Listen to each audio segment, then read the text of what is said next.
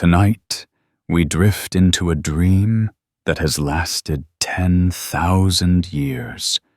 The dream of a dying God who cannot die. In the quiet void between thought and oblivion, even divinity sleeps. But his slumber is not peace. It is a cage of memory and light, a golden tomb humming with the echoes of 1,000,000 prayers. And within it, the Emperor dreams. There is no time here, no heartbeat, no sunrise, no passage of days, only the steady pulse of the machinery that sustains what remains of me. Somewhere far above, the Imperium moves as if I were still awake. Billions bow their heads and whisper my name, believing that I watch over them. But I do not watch. I drift. The first sensation is light. Not warmth, not vision, but the concept of illumination itself. A distant radiance pressing against the edges of my awareness. I know it as the Astronomican, though even that word feels foreign, as if spoken in a language I no longer remember. The light is fed by sacrifice. I can taste it, the faint, metallic sweetness of 1,000 souls burning every day to keep my dream alive. Each one a spark, each one a scream swallowed by the choir. I used to hear them clearly. I used to remember their names. Now they are just waves of energy passing through the shattered fragments of what was once my mind. Sometimes the dream tries to comfort me. It takes shape. A landscape formed from forgotten thoughts, assembled by some corner of my consciousness, desperate to make sense of eternity. I walk there, though I no longer possess legs.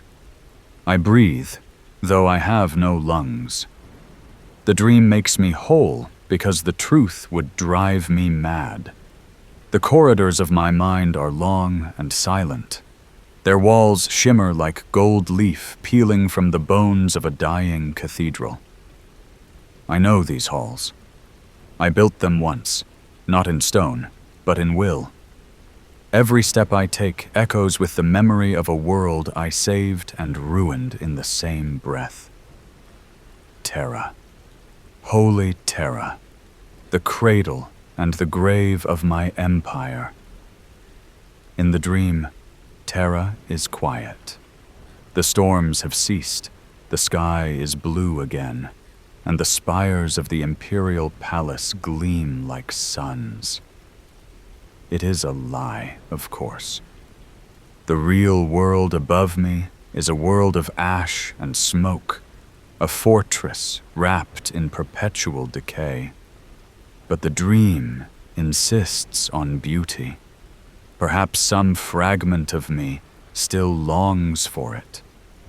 I move through the memory palace. My hands trail across the cold marble walls, and they whisper. They remember the touch of artisans long turned to dust. They remember the weight of banners that once hung proud. I see faces in the stone, soldiers, scientists, dreamers. They stare back with eyes of frozen light, waiting for me to speak, to command, to save them again. But there are no words left in me, only thought, only silence. In the distance, something hums, the low vibration of machinery too vast to comprehend. The golden throne. Even here, in the deepest corner of my mind, I can feel its presence. Its pulse beats in rhythm with mine. It feeds on me as much as I feed on it. Together we sustain the illusion of godhood. I remember when I first sat upon it. The air was thick with smoke and blood, the palace in ruins, my sons scattered between life and legend. The walls trembled with the echoes of betrayal. Horus. The name stirs something sharp and cold within me, a scar even time cannot erode. He was my brightest, and he was my undoing. When I closed his eyes, I thought it was over, that my duty was done, that I could rest. But I was wrong. The throne was not salvation. It was punishment, a monument to a failure that spans millennia. The dream shifts, the light dims. I am standing on a battlefield that stretches across eternity.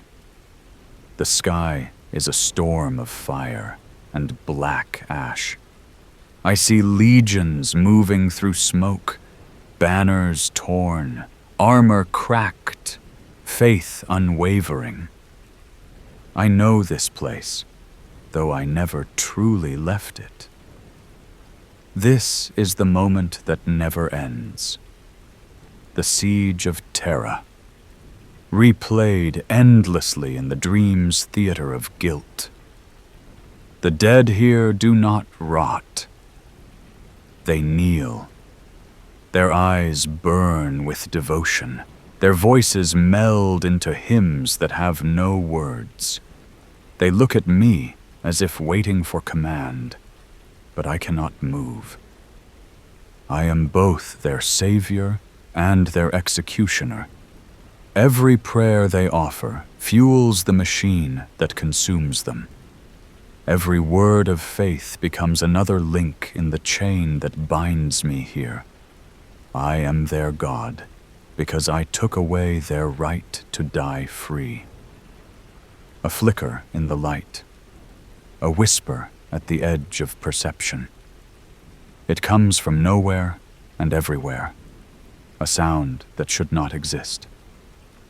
My name, spoken not with reverence, but with sorrow. Once, it was a name uttered by those who fought beside me, who knew me not as an idol, but as a man.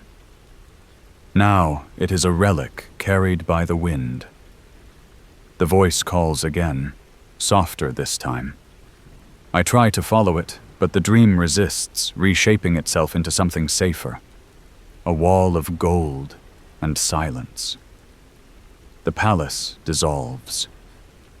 I am adrift again, weightless, surrounded by the pulse of the Astronomican. Through the current of light, I sense the countless minds connected to me, navigators, psychers, adepts, all using fragments of my being to find their way through the warp. Their thoughts brush against mine like moths against flame. I see flashes of their worlds, hive cities burning, void ships drifting, soldiers praying before battle. Each prayer strengthens the illusion that I am still watching, still guiding. If only they knew how thin the light has become. Sometimes, I wonder what would happen if I simply stopped. If I let the machinery cool, if I allowed the last spark to fade. Would humanity crumble in an instant? Or would it finally be free of its false god? The thought tempts me, a flicker of rebellion against my own creation. But then I remember the faces, the endless tides of humanity stretching across 1,000,000 worlds. Children born under alien suns, never knowing peace, yet still whispering my name in the dark. They do not need my forgiveness. They need my endurance. And so I remain. The dream shifts again. Now there is only darkness, deep, velvety, infinite. Within it, fragments of memory drift like dying embers. I see a city of glass under a pale blue sky. Gone now, its name forgotten. I see warriors in golden armor swearing oaths they cannot comprehend. I see my sons as they once were, bright, proud, unbroken. Their laughter fills the void, and for a moment I almost believe in the lie. Then the laughter fades, replaced by screams and the dream devours itself once more. The machinery hums louder, the Astronomican flares. My awareness expands, filling the vast cathedral of light that is my prison. Billions of prayers strike me like rain. Some are desperate, some angry, some hollow. They fall upon me, and I absorb them all. I am their confessor and their executioner, their hope and their end. I try to remember what hope felt like. Once there was a vision, a dream not of gods and temples, but of mankind standing unshackled, free from superstition, from tyranny, from fear. That was my true dream, long before this endless one. I wanted to raise humanity beyond the need for faith. And now, faith is all that remains. It is the cruelest irony of all, that I became the very thing I sought to destroy. The dream begins to collapse. The golden walls flicker, melting into rivers of light. The hum of machinery becomes a heartbeat, and beneath it, I hear something new, or perhaps something ancient, a sound that is not prayer, nor song, nor memory. It is the voice again, closer now, weaving through the light. It speaks no words, yet I understand. It is calling me back, not to waking, for there is no waking left, but to remembrance. I let it pull me deeper. The light fades to twilight, and I begin to see the outlines of something old, a garden, perhaps, or the echo of one. The air smells of rain and earth. The sky is not yet poisoned by war. Somewhere, a breeze carries the sound of laughter. For the first time in 10,000 years, I remember the warmth of sunlight on skin. It feels like forgiveness. The dream changes again. The war fades, the machine quiets, and I walk into the garden that was. I step into light, the way a drowning man steps onto shore. It is soft and pale, and not yet aware of its own radiance. The air has the weight of early morning, the kind that carries dew on every blade of grass and beads it along the veins of leaves. Paths unfurl ahead, not planned by architects, but discovered by feet that wandered often and without fear. Nothing burns here, nothing chants. The silence is generous, and I am small inside it, gladly so. The dream remembers a world before monuments learned to devour their makers. I do not find myself as a god in this place, but as a walker with ordinary thoughts and a heartbeat that belongs to the animal world. My shadow is unremarkable, and the ground accepts it without ceremony. In the middle distance stands a stand of trees, tall and thin, their crowns woven together like fingers learning to pray. Wind threads through them as if tuning an instrument. It does not hurry. It has all the time of the world that was. Memory arrives not as a procession, but as weather. At first, a scent, then a color, then a pattern of light I wore once, like clothing. Stone warmed by sun. The clean bite of cold water lifted by a cupped hand. Dusty yellow pollen that clung to knuckles after touching a bloom. Nothing here breaks, because nothing yet expects to be broken. There was a season when my mind moved inside such textures as simply as the breeze moved through the grass. The old word for it was trust. I cross a small terrace built from river stones, their faces rounded by centuries of argument with water. Along the edge, a canal whispers to itself, shallow and quick, and the sun lays its thin gold along each ripple as if being frugal with fortune. A dragonfly balances on the tip of a reed, and the reed forgives the weight. Even now, inside a dream bred in a tomb, the world tries to convince me that gentleness is not a myth someone made to console children. I lived here. The thought lands quietly, like a sparrow committing to a branch.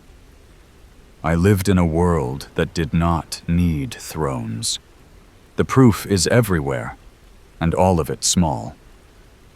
A jar set to catch rain from the eaves, a flat stone smoothed into a seat by use rather than design. Seeds in a bowl, their futures asleep. The tools of tending lying exactly where a hand last placed them, not because of reverence, but because there was no catastrophe to scatter them. The gardens of Terra were work long before they were legend. Not imperial courtyards yet, not symbols, not replicas planted on conquered worlds by men who had only seen them on banners. They were a set of patient equations, solved daily. Soil tested by eye and palm. Water moved where it was needed, and not wasted where it was not. Shade taught to fall where lives could benefit from it. I learned stewardship before dominance, the mathematics of enough before the calculus of empire. It is difficult to remember the sequence now. It is easier to recall the catastrophe and then mistake it for origin. A path curls toward a low wall, and beyond the wall a city breathes with the confidence of health. Not the hive of later centuries, not the stacked hunger with lights to distract it. Streets with room for a person to pause without being punished by traffic. Windows admitting air because air did not murder. Laughter not disguised as noise. Language that did not fear its own metaphors.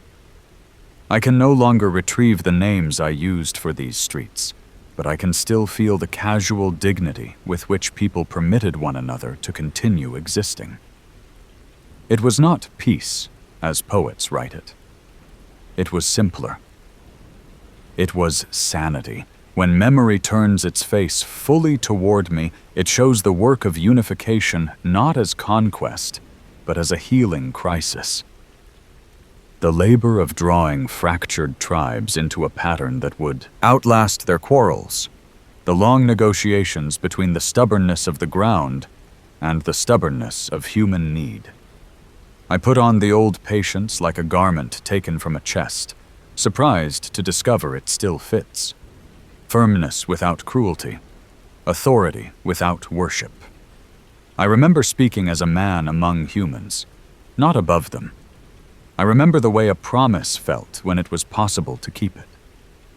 The dream tests me with sweetness, because it knows bitterness is too easy. It leads me beneath a shade structure woven from reeds and wire, and teaches my fingers the forgotten craft of tightening a knot, until it will not slip, but will still forgive the pull of wind.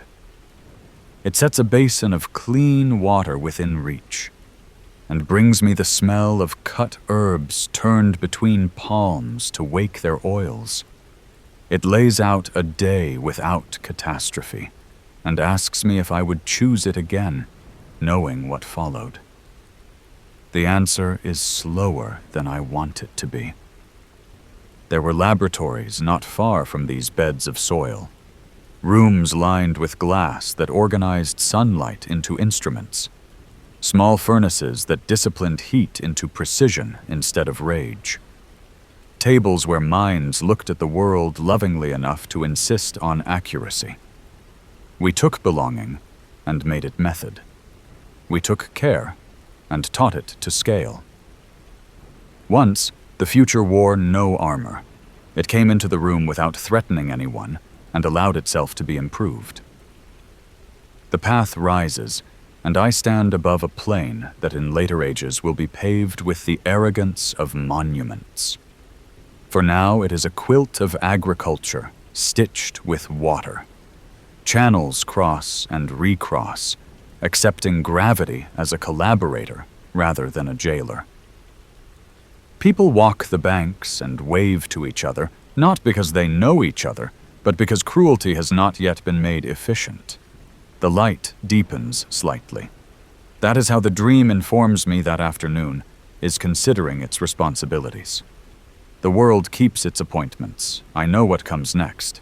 Memory does not offer it every time, but when it does, it prefers to arrive as a shadow that first softens colors before it vandalizes them. The horizon sours. The wind hurries itself stupid. The dragonfly lifts and does not return.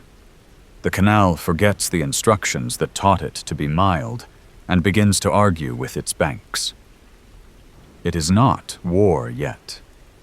It is the rumor of it. The part where everyone pretends they do not understand the rumor, and then begins behaving as if certainty had already been delivered. Footsteps take me toward the city, and the city tries its best to be composed. Doors close calmly. Voices practice keeping their temperature. Storage jars are surveyed and counted without panic. The rituals of a capable people are beautiful, even when they are doomed. I pass through an arch that will later be taught to become a fortress gate. In this version of it, the arch trusts those who pass beneath. Trust, like any exquisite material, is expensive to replace once scorched. Calendars flip by as quickly as the pulse of a frightened animal. The garden becomes a courtyard. The courtyard becomes a plaza. The plaza collects statues in the way a field collects stones brought by frost. Each statue is an argument the living no longer want to have, but cannot afford to forget. I learn the muscle memory of command, and it learns me. I speak softly because shouting is a tax that becomes addiction. People listen because listening is still a habit that nourishes rather than starves. Unification refuses to be romantic when observed honestly. It is not a clean ascent. It is a fever breaking and returning, until at last the body decides to cooperate with itself. There were nights that tasted of iron when I stood beneath a sky that had not yet learned to contain ships and counted the faces I had spent. There were dawns when the count looked like progress, and I briefly believed mercy could be scaled without loss. Every tool invents its corresponding sin. Every sin waits until the tool is indispensable and then declares itself necessary. A wall of green once sheltered this district from the summer's arrogance. I pass it now, and it has been replanted 3 times in as many years. The new trees make a modest music that imitates the older one politely and fails only in depth. People walk by and pretend not to notice the absence, because to grieve at the scale required would be to drown. I love them for this economy of sorrow. I envy it too. The dream's light leans toward evening, and the city concentrates. Long shadows become rulers with which the day measures what it has accomplished. Windows shine with the modest confidence of a people who still know how to end work at the right time. Somewhere, a courtyard audience practices listening closely. Somewhere else, a room of engineers chooses humility over glory and does not publish its first draft. This is the civilization I wanted, built from the grain of ordinary excellence, durable because it refuses to perform for its own reflection. Then remembrance opens a door I do not like to use. Beyond it waits the archive of decisions that cannot be edited. I enter, and the air cools with the precision of a tribunal. Shelves stacked with days, each day wrapped in the paper of its consequences. My hand finds the episodes by touch before the mind supplies their names. The compromises that made bridges where none had existed. The severities that divided cancers from organs that might still function. The equation that claimed to neutralize myth by removing the oxygen that fed it and instead forged a vacuum where myth metastasized. In the ledger of that room lives the chapter I would unwrite if the universe permitted retroactive courage. There are sons whose names were selected from the alphabet of ambition and love. The memory of them does not come in the order I would choose. It arrives like weather again, the sky shifting and then already changed. Their faces are constellations. The brain continues to recognize even after the stars themselves have wandered. Each one an answer to a different question my age refused to ask aloud. Each one a hypothesis dressed as a man. I feel the warmth of their first loyalties, and then the cold of their final certainties. Love does not rescue history. It only insists on being counted when the balance is made. The garden recovers me again, perhaps because the dream senses I am close to using the word regret without the discipline required to hold it properly. I let the paths choose for me. They take me past a low building whose roof is trained vine, leaves backlit to a green too honest for frescoes to imitate. Inside, tables made of humble wood that wanted to be useful more than admired. Notes in a margin written by a hand that believed ink could quiet blood. The optimism of eras that think accuracy will be enough. Evening matures, and the garden deepens its colors, as if secrecy were a favor it extends to the tired. Crickets begin their arithmetic. Somewhere a pot is being brought to boil with the same attention a scholar gives a proof. The world does not signal catastrophe yet. It waits politely until the listener has finished speaking. In that politeness, I recognize a danger I was too proud to name. Politeness teaches storms to arrive dressed as guests. It begins, as so many endings do, with smoke that does not confess its source. The city lifts its head to sniff the air, and then pretends it smelled nothing. The wind carries an argument the ear cannot yet translate. The canal changes its voice by a single note, then retracts the change as if embarrassed. Night comes with an armor I do not like, and I find I am already bracing against a blow history has practiced 1,000 times across 1,000 worlds.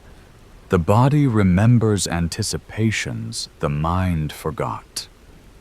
I walk to the highest point the garden offers, and the dream allows me to see far without granting me the arrogance of flight. Dozens of small fires mark the outer districts like punctuation arriving in a sentence that had hoped to remain declarative. They are not infernos. They are tests, and the city fails them slowly as a window into which a stranger keeps placing a foot. Orders are given without shouting, and thousands of people perform the old choreography of survival. Doors barred discreetly, water drawn and stored, children coaxed into games played under tables. Every gesture, an essay on practical love. The first boom is not sound, but choice. It reaches the ribs as a suggestion, and the ribs agree. The air rearranges itself around the suggestion. Dogs volunteer to become instruments. The second is louder and carries dust in its coat. Somewhere a wall practices the art of falling, which is to say it permits gravity to speak without interruption. The third does not arrive because the mind has finished counting and moved on to inventory. My feet return to the terrace with the river stones, and the canal rehearses panic with convincing talent.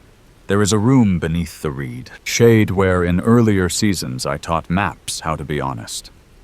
We go there, my legs and I, because gravity still negotiates, and because rituals built in gentler times are stubborn enough to persist. The drawers open as if to say they have always kept a place for hands, even hands that tremble. The maps have learned the dark art of telling the truth without reducing morale.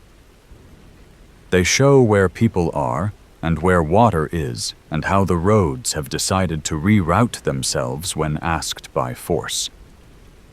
The city remains legible, and so does my duty. A single light burns along the canal far to the south. Not a fire. A signal placed by someone who remembers the old vocabulary of alignment. Others wake to answer it. Soon a chain of modest stars drapes the southern quarter. The city speaks to itself across distance and refuses to let fear translate the message. In that web, I feel my old certainty return for a breath. A civilization is not saved by heroes, but by habits. Habits do not panic. They repeat. Night leans its full weight, and the garden decides to serve as a chapel. Not a chamber for worship, but a room for orientation. I take my seat upon the smoothed stone, exactly where countless afternoons taught it to expect a spine. The bass of distant engines smudges the horizon. Somewhere metal explains its intentions to other metal. The canal becomes scripture, reciting its narrow, accurate verse. I lift my hand, and nothing miraculous descends into it. This comforts me. Miracles are a paper currency that devalues empathy. In the reach between heartbeats, I sense the future like a hand behind a curtain, not prophecy. Pattern recognition trained on too many ages. The garden will be rebuilt and will be renamed to serve the appetites of later pride. The canal will be straightened to please a general. The terrace will anchor a balcony from which men wearing certainty will practice the art of speaking as if they were eternal. Beneath it all, the soil will carry the grammar of seeds that no decree can unteach. Even under ruins, roots attempt sentences. The dream asks its question then, the one it poses whenever it brings me here. If given this day again, would I ask less of the world and thereby keep more of it alive? Or would I ask more and gamble on a future that could carry the weight? In the mausoleum of perfect hindsight, every answer is fluently self-forgiving.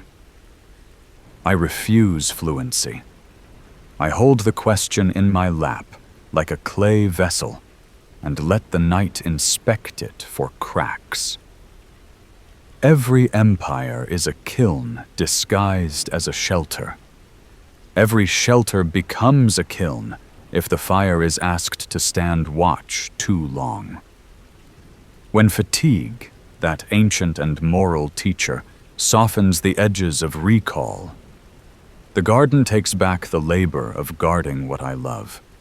It lowers the volume of the far machinery and replaces it with the local arithmetic of dew forming. The statues cease to recruit adoration and become stones again, good for sitting and for warming the hands of children. The canal forgives its recent temper and reconsiders its vocation as mirror. In that forgiveness, I feel the tenderness I once believed could be scaled. the tenderness that would later be conscripted and militarized, and still, in secret, find ways to smuggle bread to those who needed it. I allow myself to remember a morning that is not yet scheduled, a morning in which the dust has settled and the city counts itself without subtracting anyone. The garden opens its gates as if they were arms. Tools are lifted not as weapons, but as extensions of attention. Someone laughs, and the laugh survives long enough to be repeated by another. A child points to a dragonfly and is told its name, and the name is a kind of citizenship. This is not sentimentality. It is logistics for the soul. When dawn finally writes itself across the leaves, the light has the innocence of first drafts. The garden answers with a shimmer that in any other world would be called prayer. The canal performs its narrow miracle. It carries water from where it is to where it must be and takes nothing in payment but gravity. I stand, and the stone releases me reluctantly, the way a lesson releases a student. The path finds my feet again. It promises nothing, and in that honesty it provides courage. The city will ask for decisions, and the decisions will ask for names, and the names will ask for loyalty, and the loyalties will ask for lives. The garden cannot prevent any of this. It can only teach an older grammar, that care scales by repetition, not spectacle, that strength is a function of attention rather than volume, that futures grow best in soil that has been allowed to remain soil. I carry these sentences with me out of the shade and into the day. They are not armor, they are better. They are instructions. As I reach the low wall, the dream arranges a last mercy. For a breath, the city and the garden and the sky above them all exist in a geometry free of threats. The horizon is a promise rather than a debt collector. Sound behaves itself. The old patience steps beside me and is not ashamed of the company it keeps. In that exactness, the world is briefly legible as a single word whose meaning is service without spectacle. Then the word fades, replaced by the alphabet of alarms. I do not wake. Waking was spent long ago. Instead, the dream opens its next room, and I pass through as if continuing a sentence. The canal's whisper becomes a choir. The choir becomes light-shaped, like obligation. The garden shrinks to a seed small enough to hide in a closed fist. I close the fist gently, and the seed forgives even that. Beyond the wall waits the work of centuries. Beyond the work waits the throne. Beyond the throne waits the choir of those who will be asked to become light. Their voices arrive in the distance like evening moving toward a city that once believed it was safe. I step forward into them with the memory of wet leaves still cooling my palms, and the night teaches my heart the rhythm it will keep for 10,000 years. The city recedes into a hush that is not absence, but preparation. The garden folds itself like a letter and waits in the pocket of memory. I cross the threshold the dream has been pacing toward since the first flicker of light, and the shape of sound changes. It is not the machinery's hum now, not the architecture of a throne that trades heat for endurance. It is voices, too many for counting, braided so tightly that they become light. They arrive as a weather front moving through the interior of my skull. First the pressure change, then an ache behind where eyes would be, then the slow realization that the ache is a chorus aligning itself into a single intention. The Astronomican is not a beacon projected outward, so much as a choir that insists on singing inward until it finds the pitch of my remaining will. When the note holds, it shines. I let the current take me. To resist is to tear both the fabric and the needle. Yielding is not surrender here. It is a technique for precision. The choir expands until it is the sky. Its constellations are lives. I can attend to one voice at a time, the way a physician attends to a single heartbeat, or open the ear wider and let 1,000,000 heartbeats become the tidal logic of an ocean. I do both, again and again, until the method remembers me. There is a woman at the edge of a manufactorum where ash forgets to fall, only when the wind is distracted. The skin of her hands is a calendar of solvents and burns. She pauses between machines and thinks a prayer the length of a breath, because more than that would be theft from quota. The prayer is not for salvation. It is for her child to keep the small courage of answering when a teacher calls her name. The prayer arrives in the choir as a pulse of warmth, barely larger than a seed. I feel its heat in the place inside me that used to be a chest. The note brightens by an increment too slight for instruments. It is enough to move a ship an immeasurable fraction of a degree across a gulf where miscalculation is annihilation disguised as geometry. There is a navigator whose lineage has perfected the art of terror without panic. He opens the lid of his inner eye and sees the warp as a desert sees the sun. He has made a profession of not flinching. The choir gives him a horizon carved from the same instruction repeated for centuries. This way, slowly. He obeys, and for another day, a hull maintains the lie of a boundary between what devours and what refuses to be devoured. I feel the fatigue of his obedience like sand under a tongue that cannot swallow. There is a boy taken too young from a world that never learned the word university because the sky taught it other vocabulary first. His talent was an accident the bureaucracy mistook for a resource. He sits in a chair that explains itself with needles. The choir arrives to convert his fear into voltage. He provides more than anyone expected because children give without understanding cost until giving becomes the only language they know. His light is quick and wild. It flares higher than safety recommends. The beacon steadies. A convoy arrives intact. When the flare gutters, a new quiet joins the choir.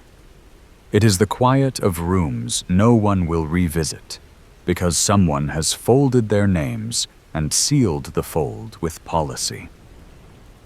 There is a guardsman whose world had one city and one industry, both called war. He has never seen a garden that was not a parade ground after rain. He holds a trench together by standing inside it, and he imagines this makes him a hinge upon which a continent moves. He is correct.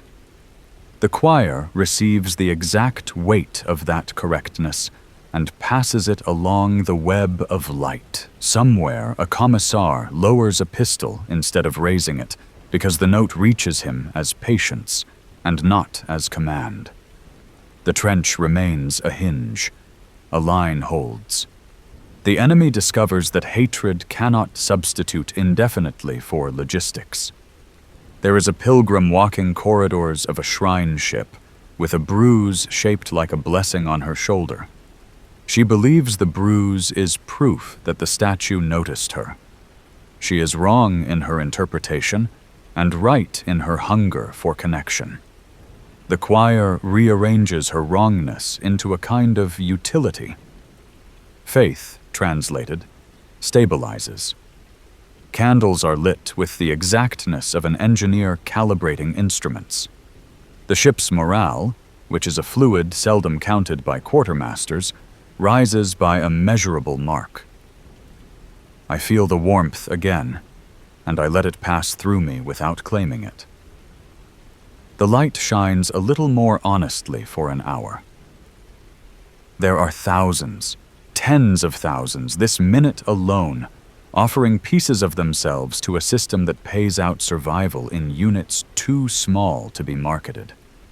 The choir is not a conscription. It is a conversion. Pain becomes frequency. Devotion becomes coherence. Despair, if held to the edge of endurance without breaking, becomes a tone that does not amplify, but clarifies. The miracle is not that the tones combine. It is that they combine without erasing their origins. I can hear the texture of each life, even as I hear the chord their totals require. I feel the other electricity, too. The one that powers this choir by theft the size of policy.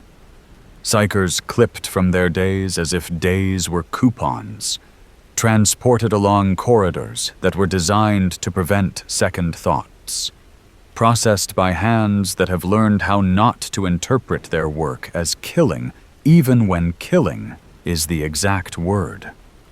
There is no elegant phrasing that washes the blood from arithmetic. The beacon burns because flesh is asked to become signal. The choice was made too many times to count, and continues to be made by bureaucracies too distributed to confess. I am the beneficiary and the instrument. The mind finds the word jailer and holds it at arm's length. It does not float away. The choir does not absolve me. It only refuses to let me look away. It teaches me to be accurate about love. To love a species is to love its inventory without lying about the broken items. To love it, knowing that some of the breakage carries my signature. The light brightens, and each increment is both rescue and indictment. The ledger that lives under the throne turns a page and does not care whether hands are shaking. I let the focus widen. Whole sectors arrive like weather maps. On one, there is a famine that began as a logistics error and learned to disguise itself as fate. The choir responds with ships diverted so quietly that reputations do not suffer and therefore do not resist. On another, an uprising invents a vocabulary in which justice requires the cathedral to kneel. It is not wrong in its nouns and reckless in its verbs. The light refracts to prevent a massacre at the first moment of triumph. Later, there will be compromises dressed as constitutions. The choir hums acceptance not because it is holy, but because it is the only rhythm that keeps hearts from tearing themselves along their old seams. Far beyond comfortable distances, a tyrannid filament tests the skin of a minor system, the way a tongue tests a wound. The choir does not shout.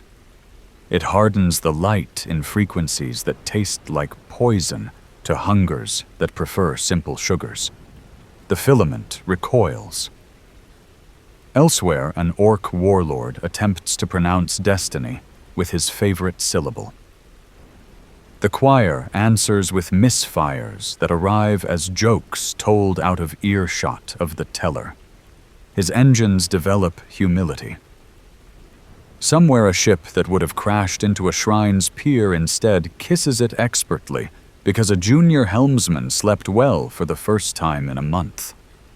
The beacon is logistics for the soul, but also logistics for hulls and bones, and plans that cannot afford to be elegant. When I concentrate fully, the choir reveals its accounting methods. Every increase in brightness aligns with a subtraction elsewhere. Joy is renewable when shared voluntarily, exhaustible when harvested. The mechanism has not forgotten this. The Imperium has. It is not because the Imperium is cruel by nature. It is because scale makes cruelty seem like an emergent property of competence. I float in that realization, until the ache behind the eyes that are not eyes becomes a steady pain that will not be negotiated away. There is a silence inside the choir. It is small and moving. I follow it the way a physician follows a murmur through a stethoscope. It resolves into a child kneeling beside a bed on a world the administratum would call unremarkable, if it remembered to call at all. The child does not know my name. He knows the sound people make when they are afraid of the dark, and the way a hand looks when it wants to comfort, but has earned no authority. He asks for tomorrow to come anyway. The prayer has only one word in it, and the word is please. The choir accepts it as if it were a jewel cut by a master, and not a river stone lifted by a small hand. For a moment, that measures itself in a convoy arriving intact. The beacon shines as if powered by nothing but that word. I keep the image because it refuses to be sentimental. It is simply accurate about value. There are other silences I do not chase, rooms where the Inquisition does its dentistry on history, chambers where truths are filed to shapes that fit through the doorways of doctrine. The choir absorbs even these. Light is indiscriminate about sources. It will burn anything fed to it. The mind that manages the burn must refuse to normalize the diet. I repeat this sentence inside myself until it becomes a discipline rather than an opinion. Sometimes the choir tilts me toward the wreckage and asks me to be honest about what would happen if the beacon went dark. This is not a threat delivered by propaganda. It is a calculation performed by a system that must plan for failures with the coolness of weather. Ships would wander without reference, and the warp would take the wandering personally. Worlds would fall out of conversation with their neighbors and invent gods of loneliness. Enemies who require no excuse would receive one anyway. There would be places where liberty briefly looked like a green shoot, and because no one had learned how to water it without applause, it would wither, and the withering would be renamed realism. Grief would organize itself into private cults. Some would be beautiful for a week. None would outlast hunger. I do not tolerate these rehearsals every day. I tolerate them often enough to keep contempt from learning my address. The choir presses the faces of the sacrificed against the window of my attention without turning any of them into symbols.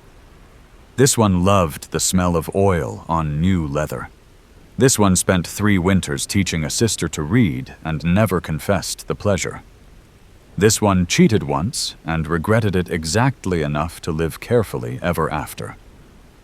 This one lied and discovered the lie was lighter to carry than the truth would have been, and so became the kind of person to whom policy gives a desk. Their details arrive like dew. Each one evaporates into light and leaves salt that will not disappear. I run a fingertip through the residue, and it tastes like humanity trying not to curse while lifting something heavy and necessary. I do not forgive myself. Forgiveness is a luxury that would rot systems if applied to the root rather than the fruit. I instead attempt a maintenance ethic. The beacon must hold. The cost must be counted in units that hurt. The hurt must never be allowed to dress as heroism in a way that seduces new volunteers. The seduction happens anyway because stories assemble themselves around light as moths do around flame. I am not the author of those stories. I am the wall that tries to keep them from catching the warehouse on fire.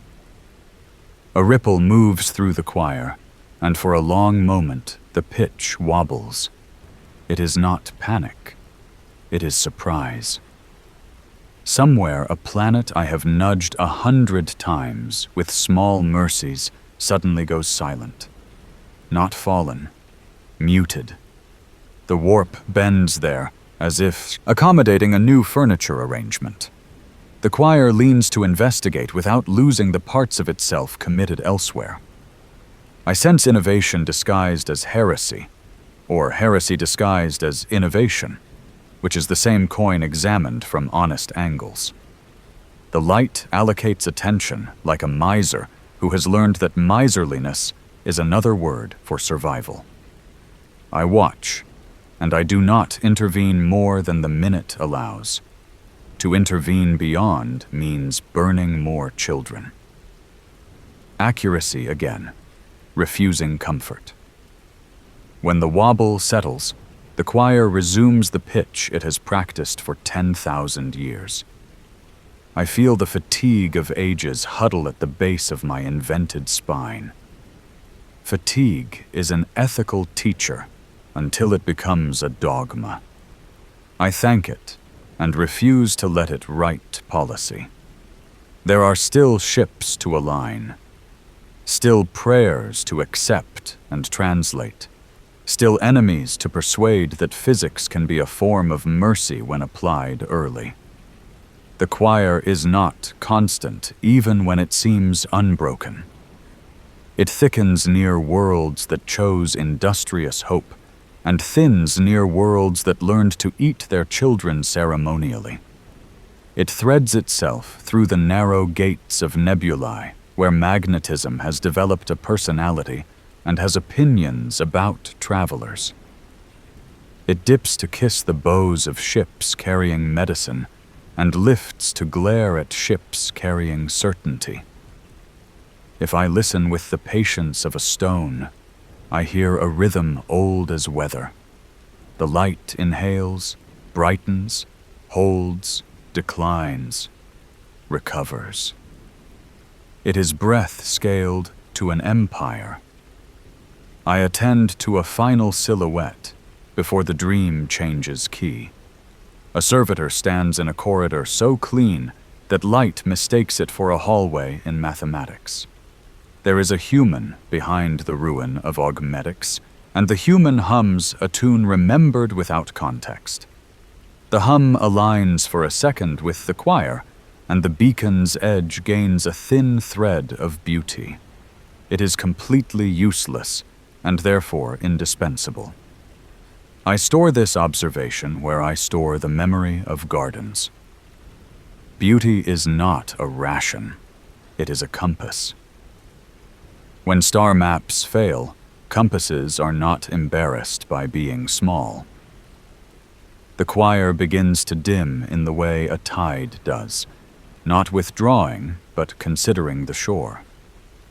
Somewhere alarms trade places with lullabies. Somewhere a captain leans back from a console and remembers he has a body. Somewhere a mother falls asleep without scaring herself awake with inventories. The beacon holds.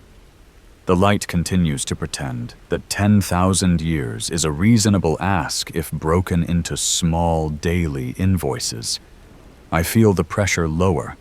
The ache recedes to a tonic note the mind can carry without dropping. In the quiet after, another quiet waits. It is not the gardens. It is interior and unlit. I have passed this door often and pretended it belonged to maintenance. It does not.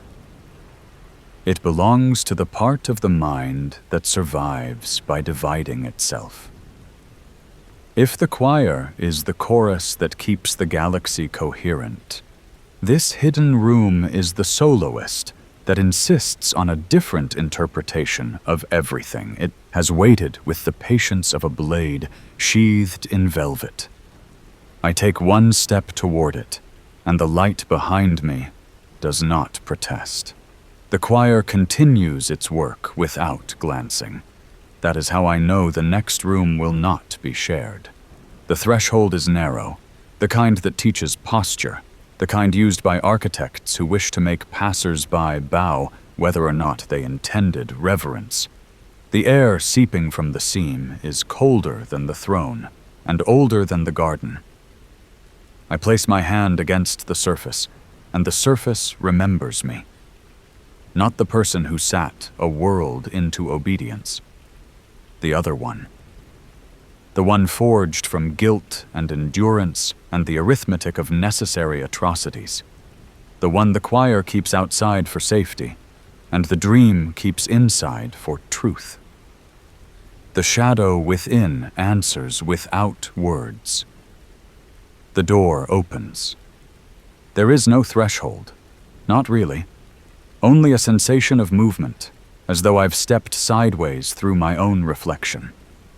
The corridor behind me narrows until it forgets to exist. The air here is still and dry, the way air behaves when it has run out of questions. Darkness does not oppress. It studies. I know immediately that this is not a new place, but a long withheld one. A chamber I constructed unconsciously to keep a fragment of myself contained. The walls glow faintly, not with light, but with the memory of light. Shapes stir across them, faint silhouettes that never quite commit to identity. I recognize the discipline of the place, order designed by fear. For 10,000 years, I have demanded coherence from a galaxy addicted to entropy. And here, finally, I see what that demand has done to me. I have become geometry that refuses to breathe. A figure waits in the center of the room. Its outline matches mine with an honesty I wish it didn't have. When I move, it moves. When I hesitate, it doesn't. For a time, we study each other, two halves pretending the other is an intruder.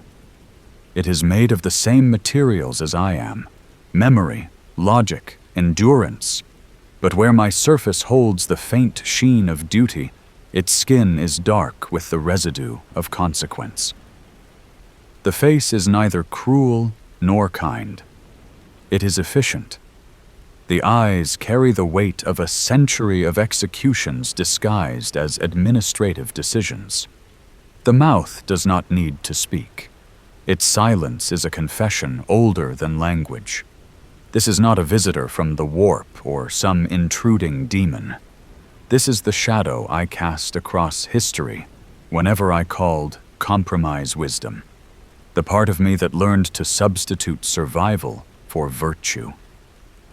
It has waited, perhaps patiently, perhaps resentfully, through the long hum of machinery and the steady, blind piety of the galaxy above.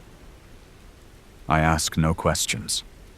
Questions invite answers, and answers invite reconciliation. I simply stand and allow awareness to complete the introduction. It does not speak, but meaning arrives anyway, like gravity arriving at the notion of falling. The shadow recalls the first time I silenced doubt. The first world pacified in the name of Yundi. The first scientist executed for a discovery that could not yet be managed. The first promise edited for efficiency. Each recollection is exact in its accounting. None of it is exaggeration. For centuries, I excused such acts with words like necessity and design. The shadow shows me the true language of necessity. Faces turned away to avoid eye contact. Hands trembling over signatures. small children who learned early that silence is safer than curiosity. The choir cannot reach this room. Its warmth stops at the door, obedient to my command that no pity enter here. That was always the function of this place, to hold the truth where it could not contaminate the purpose. Yet standing here now, I see the paradox of that decision. Containment preserves. It does not dissolve. What I locked away has continued to think, to interpret, to plan. The shadow moves closer. The air between us stiffens with static. For an instant I smell ozone and the burnt iron scent of the siege of Terra. I remember Horus, my most beloved failure. The shadow remembers too. Its voice finally arrives, not spoken, but implied. An arrangement of thought that slides directly into mine. You feared chaos because you recognized yourself in it. The sentence lands without sound. It is not accusation, but observation. I resist the urge to argue. The evidence glows on every surface of the galaxy. My empire is an attempt to fossilize a dream against the friction of time. The chaos I hunted exists because I defined it as other. In doing so, I gave it shape. You sought perfection because you could not forgive yourself for being human. The thought follows with surgical precision. I remember the moment I realized immortality was less a gift than a confession. The admission that I did not trust the future to anyone but myself. I denied gods, yet built a throne of worship. I condemned faith, yet demanded it as fuel. I outlawed ignorance, yet sustained it by withholding truth that could endanger stability. The shadow begins to change shape, its features dissolving into a swarm of smaller outlines. They are my sons, all of them, each one rising from the darkness like fragments of a shattered mirror. Their armor shines in colors I once believed would never fade. Crimson, cobalt, gold, jade, obsidian. They stand in silence. The room becomes a cathedral of absences. Horus, magnanimous and brilliant, before betrayal redefined his face. Magnus, eyes wide with the wound of knowledge denied. Lorgar, the poet who only wanted meaning. Russ, who called me brother even when his teeth were bared. Sanguinius, whose death I replay more faithfully than my victories. Gilliman, whose faith in order mirrors my own disease. Angron, who never asked to be saved and therefore could not be forgiven. Each of them stares through me, not with hatred, but with the serene certainty of those who have already suffered the consequence of their love. I built them to be the instruments of my purpose, and when they learned to improvise, I named it rebellion. The shadow walks among them, and wherever it passes, their forms fragment into dust. The dust becomes scripture. The scripture whispers, "You built perfection from men, and forgot that men are born to outgrow their creators." The chamber brightens not with light, but with realization. My empire has survived for millennia precisely because it has forgotten how to change. That is its triumph and its tragedy. The shadow knows this and smiles without joy. Then the forms collapse into a single shape again. It steps closer until our foreheads nearly touch. Its breath is the breath I have denied myself for 10,000 years. You fear waking because you know there would be no God to meet their prayers. Only a man who failed to die when he should have. The words arrive like surgical incisions, not designed to kill but to expose. I try to summon anger and find only fatigue. Anger is a luxury of those who still expect victory. Fatigue, though, It has the dignity of truth. The darkness around us begins to pulse with dim light. It is not threatening. It is patient. Within the pulse, I hear echoes of the choir, faint, distant, unintentional. The shadow notices them too. They still believe. I know, the answer forms silently, but exists nonetheless. And you? The question is not rhetorical. It requires a reckoning. For the first time in an age beyond counting, I admit that I no longer know what belief means. Once, it was the scaffolding of ambition. Then it became the anesthetic that kept the machinery of sacrifice bearable. Now, standing in this chamber built from suppressed guilt, belief feels like nostalgia, beautiful, useless, and dangerous when mistaken for hope. The shadow extends its hand. It is not an invitation, but a mirror. My own palm lifts to meet it. Instinct or resignation, I cannot tell. When the two surfaces meet, there is no spark, no explosion, no mystical revelation. There is only contact. The sensation is shockingly mundane. Warm, rough, alive. It leans forward until its mouth is beside my ear. The voice this time carries a tone almost tender. You built an empire to keep humanity from extinction. You succeeded. Now you must learn what to do with a species that survived its purpose. The meaning unfolds slowly. Humanity, despite its flaws, persists. Not because of my light, but in spite of it. The Imperium's endurance is proof not of divine oversight, but of the stubborn will of mortals to continue, to repair, to love even in the ruins. I am both their foundation and their ceiling. My throne sustains them and confines them. For the first time, I consider the possibility that release might be mercy, not only for them, but for me. The shadow watches the thought bloom. It does not interfere.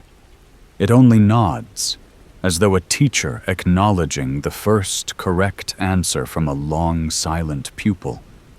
Then, without ceremony, it steps back and begins to dissolve, its edges fraying into 1,000 thin lines that rise toward the unseen ceiling.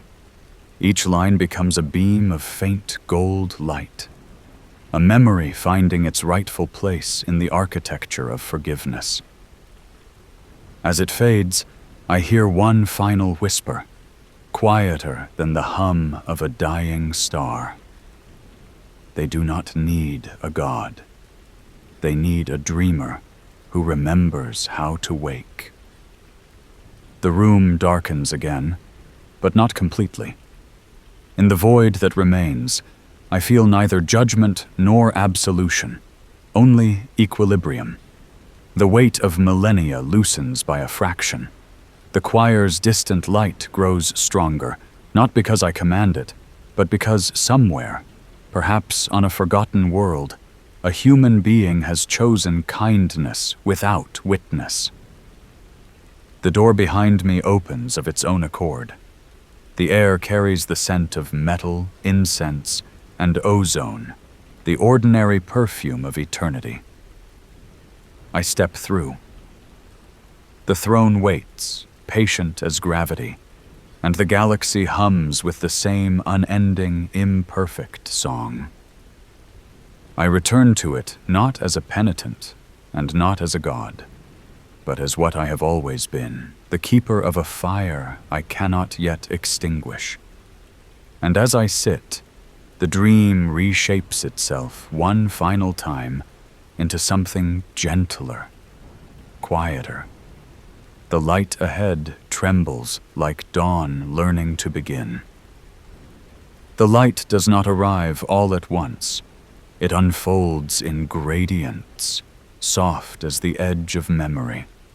At first, it is only warmth, a whisper that hums against the skin of thought. Then color creeps in, pale gold seeping through the black, brushing against the cold metal horizon of the mind. I recognize it not as morning, but as the idea of morning. It has been so long since a true dawn touched my flesh that even the concept feels foreign. Still, the dream insists on gentleness. The throne fades. The walls of machinery retreat until they are merely a silhouette. Around me, the galaxy begins to shimmer. An ocean seen from beneath, vast and slow and endlessly patient. I do not move. I am moved. The tide is thought, the current memory, and the stars themselves seem to pulse with a rhythm older than grief. The choir of souls is distant now, a low hum beneath the skin of creation. Its pitch has softened, tuned to something nearer to peace than command. For a moment, I am simply aware, not of empire, not of suffering, not even of duty, just awareness, unburdened and complete. In that silence, the dream reveals what lies beneath the noise of eternity. It is small, almost invisible, the faint pulse of humanity continuing despite all reason. A mother soothing a child on a dying world, a soldier whispering a song to keep fear from speaking too loudly, a scholar copying a single sentence by candlelight, knowing it may never be read, but unwilling to let language die. These are the fires that burn without needing fuel from me. They are the true Astronomican. I let the awareness expand.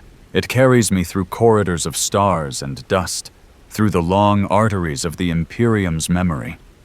I see worlds where the faith in my name has hardened into stone, and others where it has softened into compassion. I see priests who rule through terror, and healers who work in quiet anonymity, their prayers spoken in the language of stitches and sterilization. I see soldiers marching beneath banners they no longer understand, and children laughing in the ruins of cathedrals they no longer fear. All of them belong to me, and yet none of them are mine. For centuries, I mistook control for protection. I believed that to preserve humanity, I must bind it. Now, drifting through the endless contours of their lives, I see the flaw in that logic. Humanity was never meant to be contained. It was meant to bloom in directions even gods could not predict. The garden I once tended with iron hands still grows, wild and defiant, its roots breaking through the marble floors of my perfection. I cannot prune it anymore. I should not. The dream changes tone. The light ripples with movement, shadows of what might be. The edges of time loosen, and visions begin to form in the distance. Some are near, others impossibly far. I watch them unfold as a listener, not an architect. There is a world reborn from ash, its skies clearing after centuries of storm. Children run through streets that once were trenches, and their laughter carries higher than the sound of engines. There is a ship adrift between stars, its crew lost to despair, until one voice begins to hum a song remembered from childhood. The others join, and the warp around them bends, not out of fear, but recognition. There is a planet where an old scholar teaches forbidden knowledge to a handful of students, and none of them betray him, because the knowledge makes them feel alive again. There are small mercies everywhere. They do not erase the darkness. but they render it incomplete. The galaxy is still cruel, still haunted, still unending in its appetite for suffering. But amid that vastness, kindness has learned to survive like moss clinging to the ruins of empire. It grows wherever the light touches, and sometimes even where it doesn't. I do not need to command it. I only need to let it exist. The throne beneath me stirs. The machinery's pulse slows to something resembling a heartbeat. Its rhythm synchronizes with mine, not as master and servant, but as two instruments learning to share a melody. The pain remains. It always will, but it no longer screams. It sighs. A tired, almost human sound. The voices of the choir return, faintly at first, then stronger. They no longer sound like prayer. They sound like life itself. Disordered, imperfect, filled with hesitation. They are not all harmonious. Some notes clash, others wander, yet together they form something truer than the old perfection I demanded. A music without conductor, a faith without chains. In that symphony, I hear something I thought the galaxy had lost long ago. Joy. Not triumph or victory, just the small, defiant joy of being alive. It ripples through the light, softening the steel edges of my dream. The Imperium still kneels, but some part of humanity now stands. That is enough. The shadow within me, what remains of it, lingers at the edges, no longer an adversary.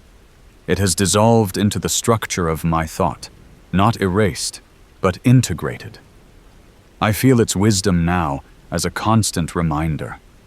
Even gods must be held accountable by their own humanity. It is strange comfort, this equilibrium between light and dark, creation and decay. Perhaps this is what true divinity was meant to be all along. Not power, but understanding. Somewhere deep within the hum of the throne, something shifts. The mechanism records the change as a fluctuation. Nothing more. But in the dream, I see it differently. The Emperor's light, my light, brightens for the first time in an age. Not in brilliance, but in quality. The tone of it changes from command to invitation. It calls not for worship, but for remembrance.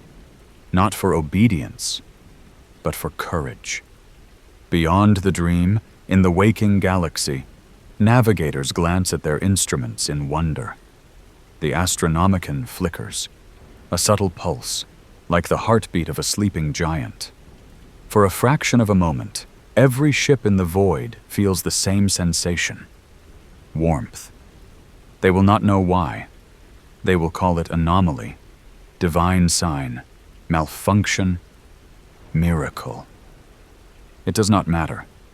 What matters is that they feel it. The light within me swells. It stretches outward until the galaxy itself seems to breathe in rhythm with it. The dream carries me higher, farther, until I can see the Milky Way as a single, slow-turning blossom. Billions of worlds, billions of stories, each a note in the long, patient song of survival. I realized then that my purpose was never to dominate, but to endure long enough for them to remember their own strength, to be the dream that bought them time to rediscover themselves. 10,000 years of pain distilled into a single lesson, that even in darkness, light requires no permission to exist. The warmth deepens. I feel it not as fire, but as the weight of rest finally earned. My awareness drifts toward the edges of the dream, where thought becomes silence. The choir's voices fade to a murmur. I let them go, one by one, until only the pulse remains, the quiet rhythm of a universe still alive, still trying. The darkness returns, but this time it is not void. It is peace, a stillness vast enough to hold all the contradictions I have become, savior and tyrant, creator and destroyer, dreamer and warden. The golden throne hums quietly, content to wait. So am I. Somewhere far away, a child looks up at the night sky and sees a new star shining faintly where none existed before. He points to it, smiling, and does not know why. His mother tells him it is an omen of hope. She is not wrong. In the depth of eternity, I close what remains of my eyes and allow the dream to settle around me like a final benediction. The empire above will continue, stumbling, fracturing, healing, but now it will do so with the faint echo of this warmth. And as the dream dissolves into endless light, I understand that I have not been dying for 10,000 years. I have been waiting to begin again, and in that infinite sleep, I dream not of endings, but of beginnings yet to come. If you're still here, maybe start the next episode, or just let the quiet take you. And if you've already drifted off, that's all right. Good night, traveler. Sleep well beneath the stars.